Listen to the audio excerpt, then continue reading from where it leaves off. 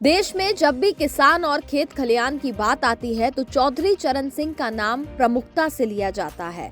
समाजवादी नेताओं में भी चरण सिंह अगली पंक्ति में रहे हैं। सत्ता की नींव में जहां डॉक्टर राम मनोहर लोहिया का खाद पानी समन्वय है, वहीं पूर्व प्रधानमंत्री चौधरी चरण सिंह का जाति तोड़ो सिद्धांत व उनकी स्वीकारता भी अहम बिंदु है।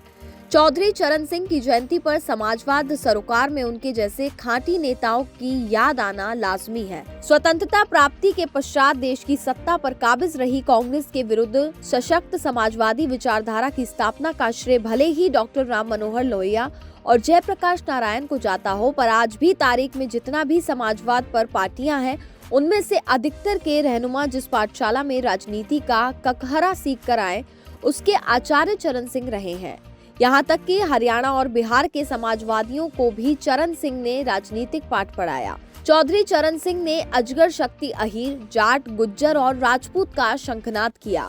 उनका कहना था कि अजगर समूह किसान तबका है। उन्होंने अजगर जातियों से रोटी बेटी का रिश्ता जोड़ने का भी आह्वान किया तथा अपनी एक बेटी को छोड़ सारी बेटियों की शादी अंतर जातीय की। यह चरण सिंह की विचारधारा का ही असर है कि उत्तर प्रदेश की सपा सरकार चरण सिंह की नीतियों पर चलने का आश्वासन देती रही है। तो उनके पुत्र और अजीत सिंह के निधन के बाद उनके पुत्र जयंत चौधरी उनके नाम पर राजनीति को आगे बढ़ा रहे हैं। आज भले ही उनके शिष्यों पर परिवारवाद और पूंजीवाद के आरोप लग रहे हों, पर चौधरी चरण सिंह पूंजीवाद और परिवारवाद के घोर विरोधी थे तथा गाँव गरीब तथा किसान उनकी नीति में सर्वप्रिय थे। हाँ, अजीत सिंह को विदेश से बुलाकर पार्टी की बागडोर सौंपने पर उन पर पुत्र मोह का आरोप जरूर लगा। तब के कम्युनिस्ट नेता चौधरी चरण सिंह को कुलक नेता जमींदार कहते थे, जबकि सच्चाई ये भी है कि चौधरी चरण सिंह के पास भदौरा गाजियाबाद गाँव में मात्र 27 बीघा जमीन थी, जो जरूरत पड़ने पर उन्होंने बेच दी थी।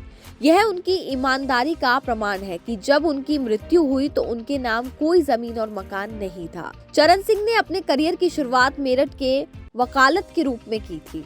चरण सिंह का व्यक्तित्व और कृतित्व विलक्षण था तथा गांव तथा किसान के मुद्दे पर बहुत संवेदनशील हो जाते थे। आर्य समाज के कट्टर अनुयायी रहे चरण सिंह पर महर्षि दयानंद का अमिट प्रभाव था। चरण सिंह मूर्ति पूजा, पाखंड पर कतई विश्वास नहीं करते थे। यहाँ तक कि उन्होंने जीवन में ना किसी मजार पर जाकर चादर चढ़ाई और ना ही मूर्ति पूजा की। चौधरी चरण सिंह की नस नस में सादगी और सरलता थी तथा वे किसानों की पीड़ा से द्रवित हो उठते थे। उन्होंने कांग्रेस के गढ़ को ध्वस्त करने का जो संकल्प लिया, उससे पूरा भी किया। शून्य से शिखर पर पहुंचकर भी उन्होंने कभी सिद्धांतों से समझौता नहीं किया। चरण सिंह ने कहा था कि भ्रष्टाचार की कोई सीमा नहीं है। जिस देश के लोग भ्रष्ट होंगे, चाहे कोई भी लीडर आ जाए, चाहे कितना ही अच्छा कार्यक्रम चलाओ, वह देश तरक्की नहीं कर सकता। वैसे तो चौधरी चरण सिंह छात्र जीवन से ही विभिन्न सामाजिक और राजनीतिक कार्यक्रमों में भाग लेने लगे थे, पर उनकी राजनीतिक पहचान 1951 में उस समय बनी जब उत्तर प्रदेश में कैबिनेट मंत्री का पद प्राप्त हुआ। उन्होंने न्याय एवं सूचना विभाग संभाला। चरण सिंह स्वभाव से ही किसान थे, या उनका किसानों के प्रति लगाव ही था कि उनके हितों के लिए अनवरत प्रयास करते रहे। 1960 में चंद्रभानु गुप्ता की सरकार में उन्हें गृह तथा कृषि मंत्रालय दिया गया। उस समय तक वह उत्तर प्रदेश की जनता के मध्य अत्यंत लोकप्रिय हो चुके थे। उत्तर प्रदेश के किसान चरण सिंह को अपना मसीहा मानते थे। उन्होंने किसान नेता की हैसियत से उत्तर प्रदेश में भ्रमण करते हुए किसानों की समस्याओं का समाधान करने का प्रयास किया। किसानों में सम्मान होने के कारण चरण सिंह को किसी भी चुनाव में हार का मुंह नहीं देखना पड़ा। उनकी ईमानदाराना कोशिशों की सदैव सराहना हुई। वह लोगों के लिए एक राजनीतिक से ज्यादा सामाजिक कार्यकर्ता थे। उन्हें भाषण देने में महारत हासिल थी। यही कारण था कि उनकी जनसभाओं में भारी भीड़ जुट जाती थी। यह उनकी भाषा शैली ही थी कि लोग उन्हें सुनने को उत्सुक रहते थे। 1969 में कांग्रेस का विघटन हुआ तो चौधरी चरण सिंह कांग्रेस के साथ जुड़ गए। इनकी निष्ठा कांग्रेस सिंडिकेट के प्रति रही। वह कांग्रेस के समर्थन से उत्तर प्रदेश के मुख्यमंत्री तो बने, पर बहुत समय तक इस पद पर ना रह सके। कांग्रेस विभाजन का प्रभाव उत्तर प्रदेश राज्य की कांग्रेस पर भी पड़ा था। केंद्रीय स्तर पर हुआ विभाजन राज्य स्तर पर भी लागू हुआ। चरण सिंह इंदिरा गांधी के सहज विरोधी थे। इस कारण वे कांग्रेस के कृपा पात्र बने रहे। जिस समय इंदिरा गांधी देश की प्रधानमंत्री थी, तो उस समय भी उत्तर प्रदेश संसदीय सीटों के मामले में बड़ा और महत्वपूर्ण राज्य था। इंदिरा गांधी का गृह प्रदेश होने का कारण एक वजह था। इस कारण उन्हें यह स्वीकार ना था कि कांग्रेस का कोई व्यक्तित्व उत्तर प्रदेश का मुख्यमंत्री रहे।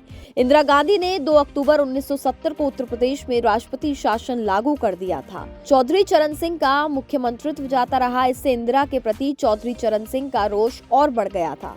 हालांकि उत्तर प्रदेश की जमीनी राजनीति से चरण सिंह को बेदखल करना संभव न था। चरण सिंह उत्तर प्रदेश में भूमि सुधार के लिए अग्रणी नेता माने जाते हैं। 1960 में उन्होंने भूमि हदबंदी कानून लागू कराने में महत्वपूर्ण भूमिका निभाई थी।